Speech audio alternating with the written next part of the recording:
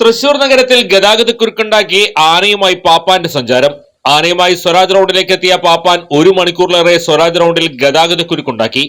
സ്ഥലത്തെത്തിയ പോലീസ് ആനയെ മാറ്റണമെന്നാവശ്യപ്പെട്ടെങ്കിലും പാപ്പാൻ സിയാദ് തയ്യാറാകാത്തതിനെ തുടർന്ന് ആനയെയും പാപ്പാനെയും സ്ഥലത്തു നിന്ന് മാറ്റി.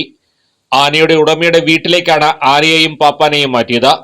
കുറുക്കഞ്ചേരി സ്വദേശി കടക്കാച്ചാൽ വീട്ടിൽ നജീലിന്റെ കണക്കച്ചാൽ ഗണേശൻ എന്ന ആനയുമായാണ് പാപ്പാൻ സിയാദ് തൃശൂർ നഗരത്തെ ആശങ്കയിലാഴ്ത്തിയത്. ഉടമ നജീൽ കോഴിക്കോട് ആശുപത്രിയിൽ ചികിത്സയിലാണെന്നും പാപ്പാൻ മദ്യലഹരിയിലാണെന്ന് സംശയിക്കുന്നതായും പോലീസ് പറഞ്ഞു.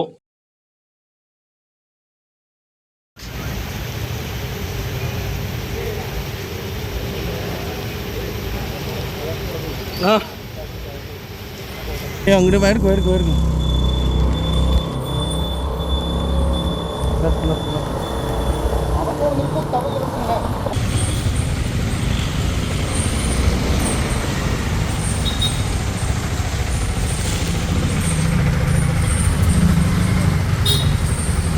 അങ്ങനെ എടുക്കണ്ട ആന പിറ്റ